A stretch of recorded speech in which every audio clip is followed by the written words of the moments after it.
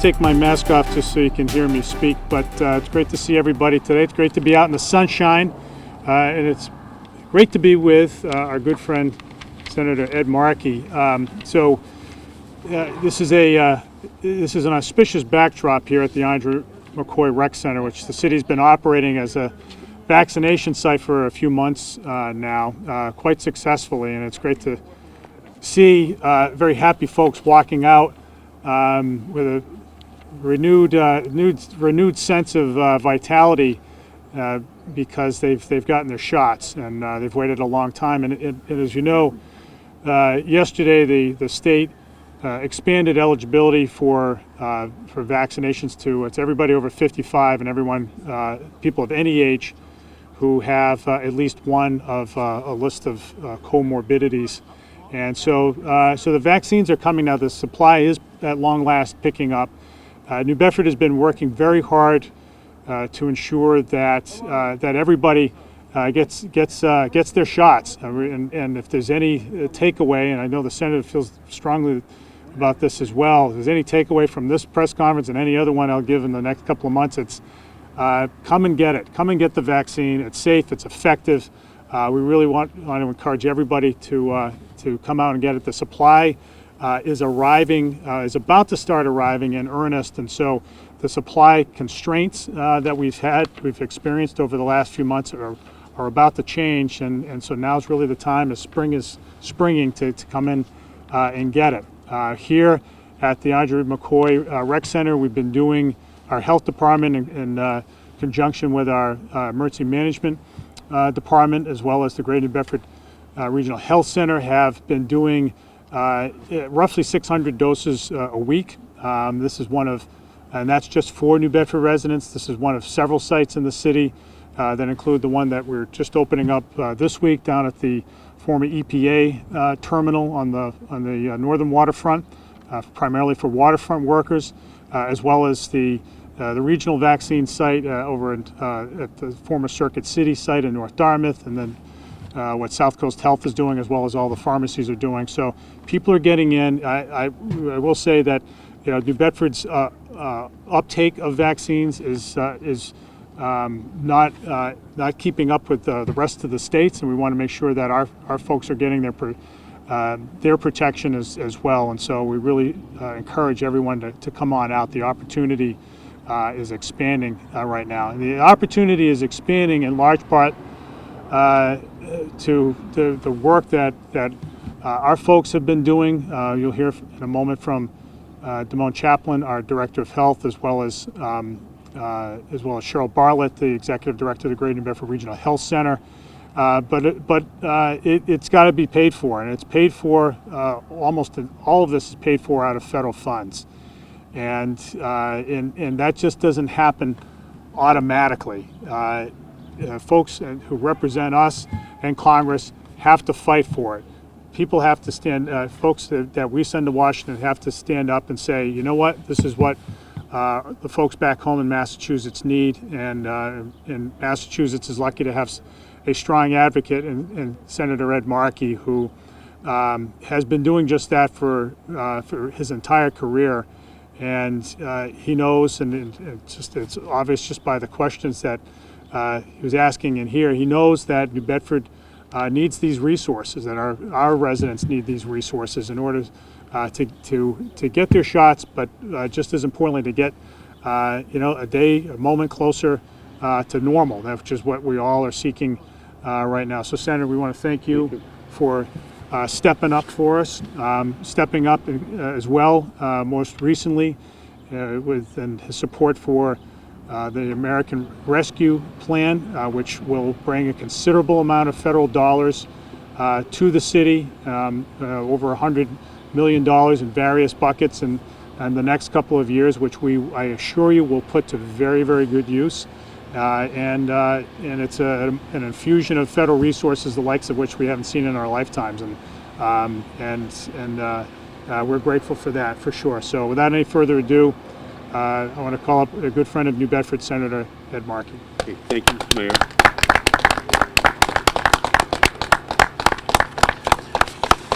Thank you, Mr. Mayor. Thank you for your great work down here in the city. Thank you, Representative Paul Schmidt, for your great work. Councilor Brad Markey. I know Cheryl Bartlett is here, who runs the Greater New Bedford Community Health Center, and other leaders here from the city who are fighting hard to make sure that everyone gets the vaccinations which they need and that they deserve. So we just passed the huge package which is going to provide a massive amount of assistance to the city of New Bedford. The city itself is going to receive $68 million, but an additional $20 million is coming into the city from the county allocation, another $40 million for the educational system here.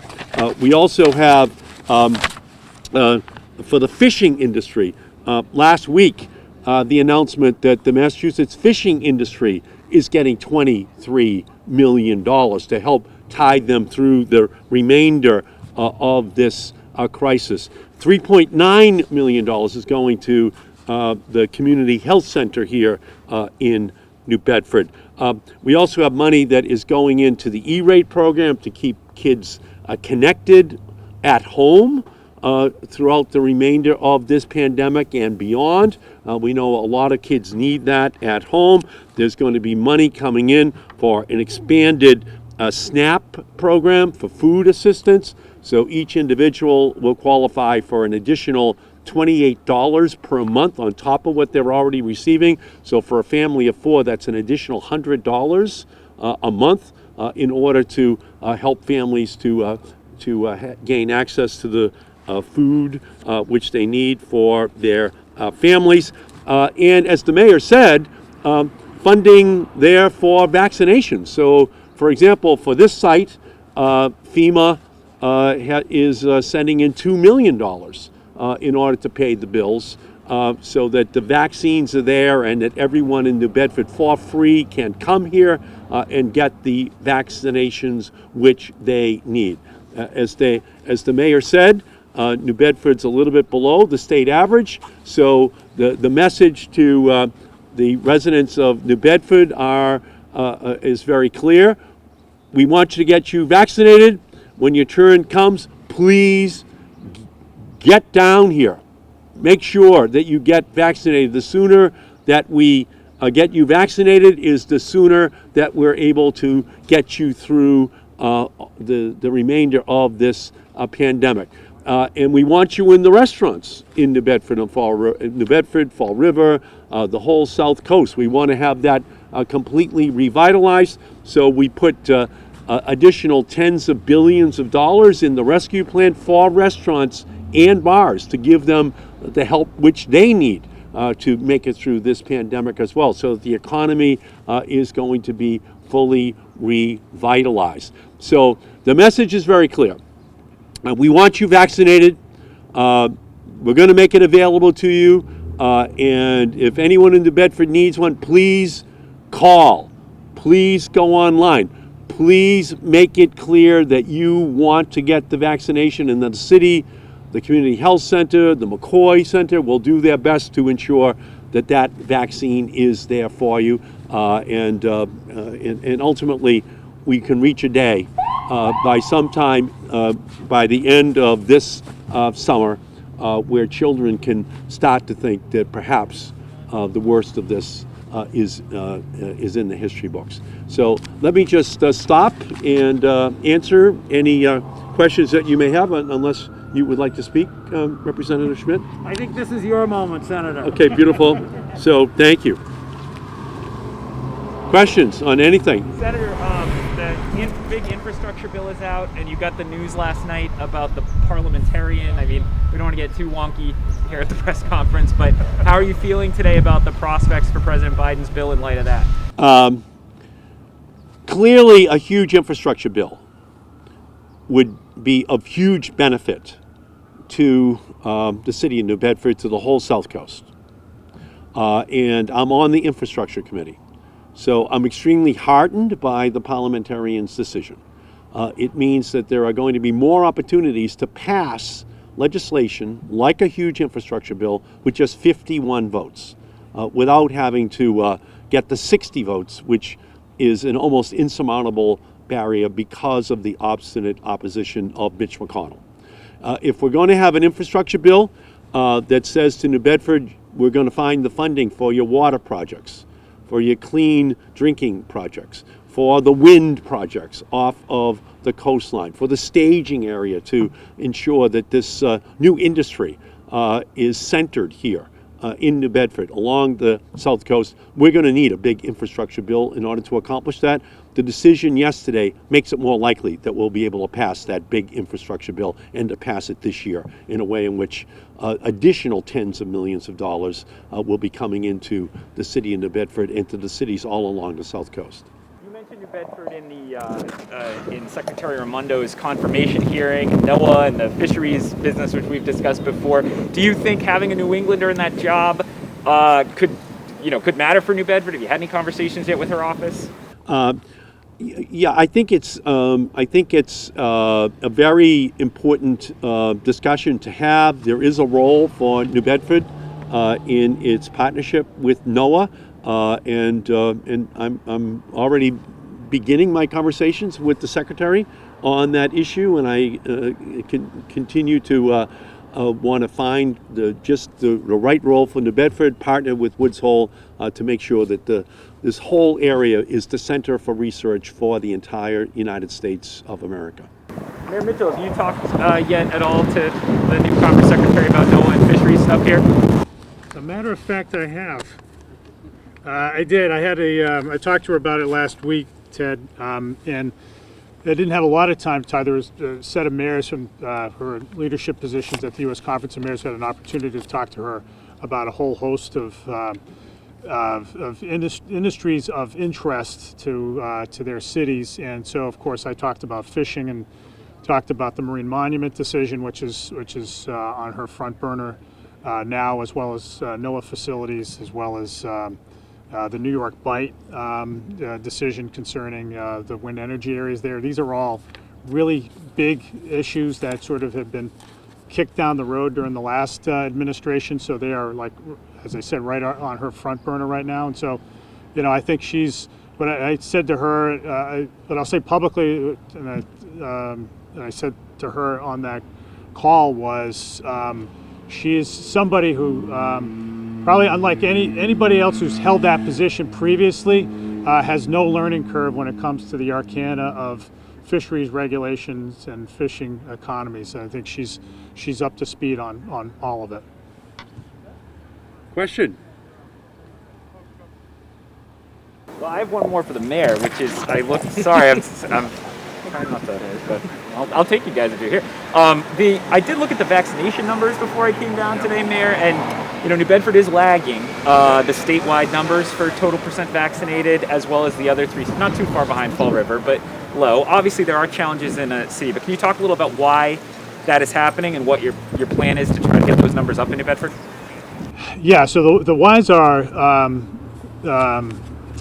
impediments that are familiar to a lot of folks. So, we have here, there are barriers to access, right, that are deep-seated. So there are some of which have to do with technology. We have a lot of folks in the city who literally don't have computers, and so internet appointments, internet-based appointments are the primary way to get your shots, and so we've had to compensate with that by setting up, among other things, like a hotline to get people into this place and some of the others. We have lots of folks who don't speak English, and so that itself is a barrier. The other thing that I think has been a little less heralded as a barrier, Ted, is the fact that people who work in professional capacities have the flexibility, especially if they're working from home, to get an appointment at any time. We have lots of people who work in industrial settings still, who work on fishing boats in the middle of the Atlantic Ocean, who cannot readily leave work to go get a shot. It's a major inconvenience for a lot of them, even if they're allowed by their employer. So, what we're doing there is, as you saw last week, we opened up that facility on the waterfront in close proximity to a number of fish houses on the waterfront where thousands of people work, many of whom don't speak English as their first language. And the idea there is to make it as easy as possible for them to get their shots. It will be help, and I'll just say this as sort of a public messaging point. Employers can play a big role in facilitating the uptake of vaccines. We want employers to get their employees over to vaccination sites, give them the space to do that, encourage them to do that, let them know that they're not going to be dinged by their employer for taking the time to make that happen. So that's what we're trying to do, in addition to just evangelizing the vaccine generally in every language that's spoken in New Bedford. Yeah. So, right from the beginning, it's been very clear that people who Skype to work are a lot less affected by this pandemic than people who do not Skype to work. And we know who those people are. They're black, they're brown, they're immigrants, they're poor, they're homeless, and they've been disproportionately impacted by this crisis.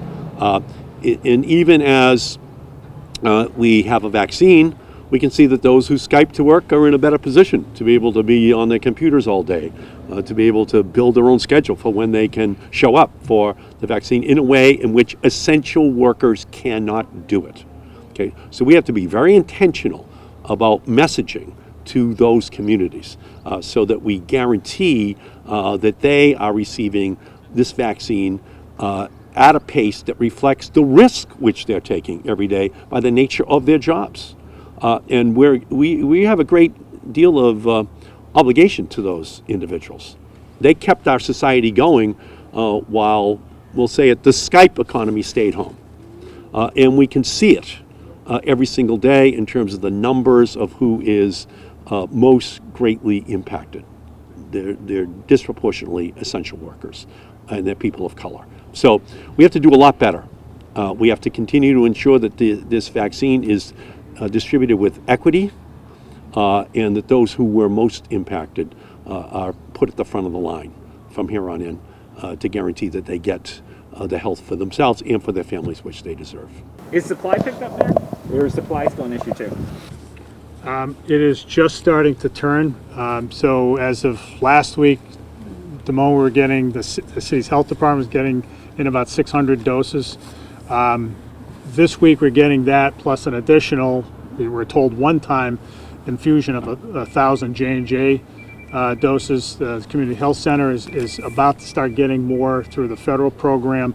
And then we have the FEMA site that is likely to open up soon, or the existing EPA site will be augmented by FEMA resources in the next few weeks, and we're looking to get there 3,500 doses a week for the next 8 weeks. So yeah, whereas we were experiencing a shortage, we're starting to see progress there. We don't want to see a glut, though. We want people to come out and get the vaccine as it's about to start arriving, thanks to great federal support by our federal delegation led by Senator Markey.